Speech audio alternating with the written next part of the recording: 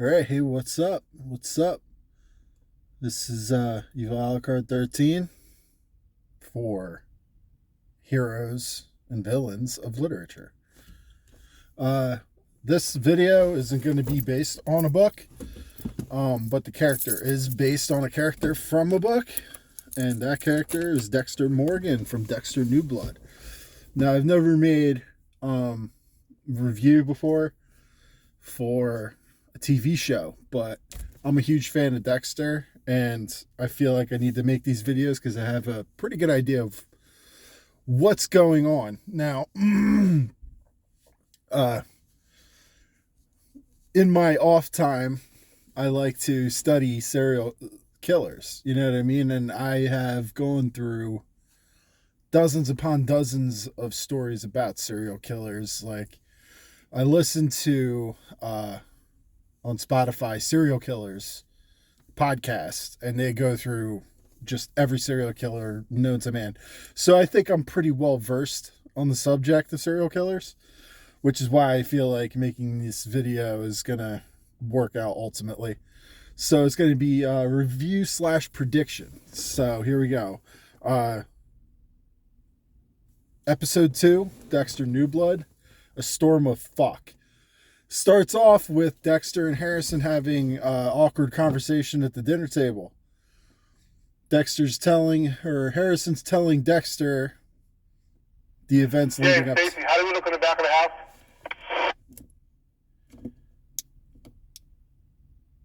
Battery level high. Channel 1. Sorry about that.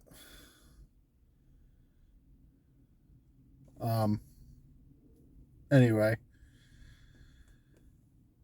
Fuck.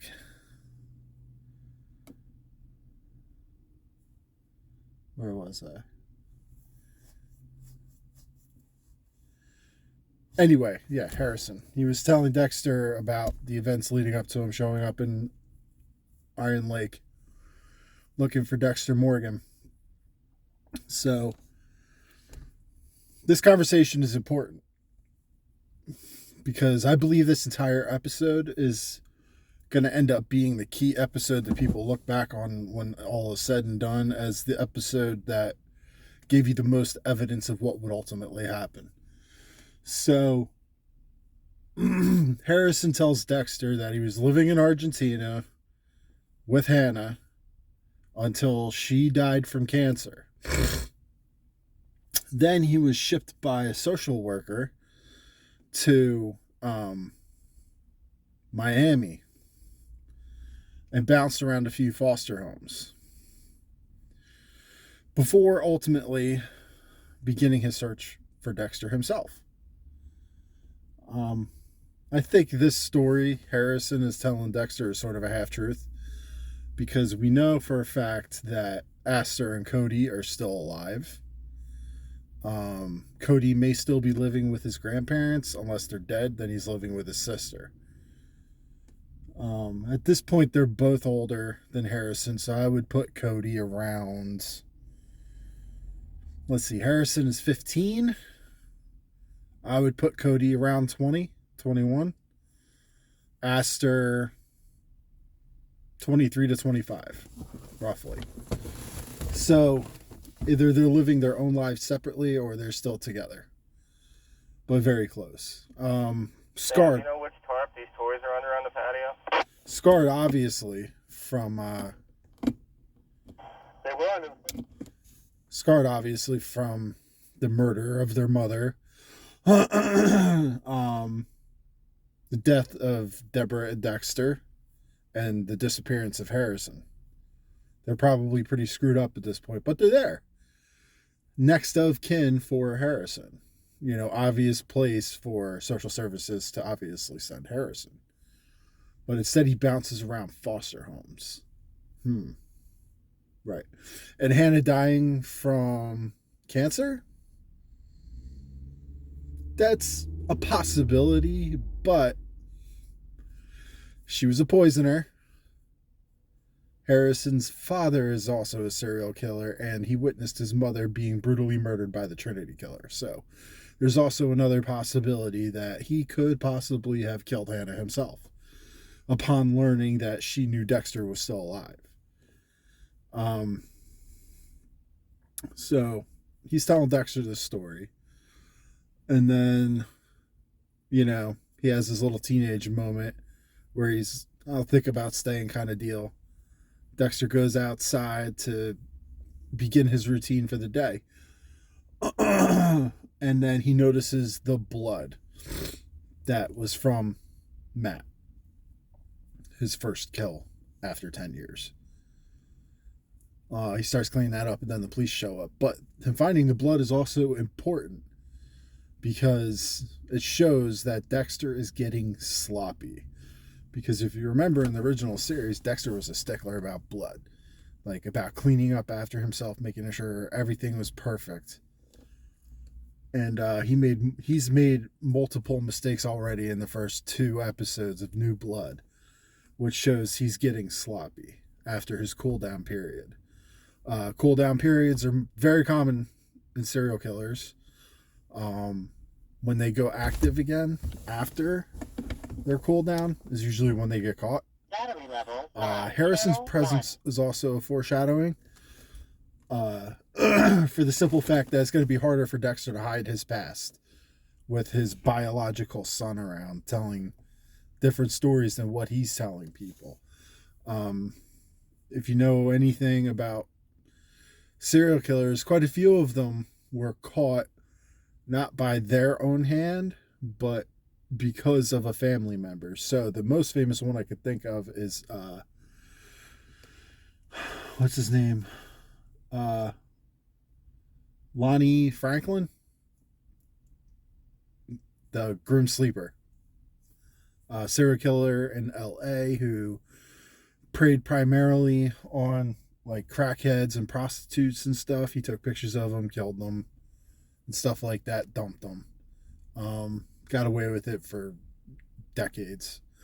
Ultimately, he was caught because his son got arrested and his DNA was put into the system, and they matched his DNA markers with Lonnie. And that's how they found out that Lonnie was the grim sleeper.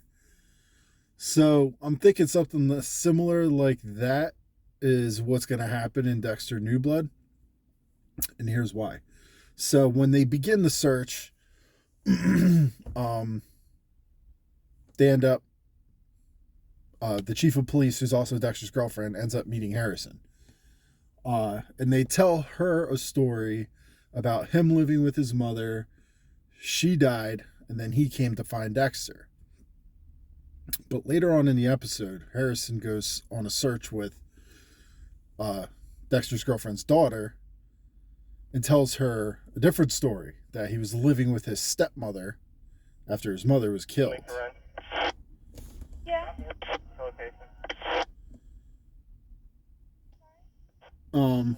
So that's going to come back to bite Dexter later.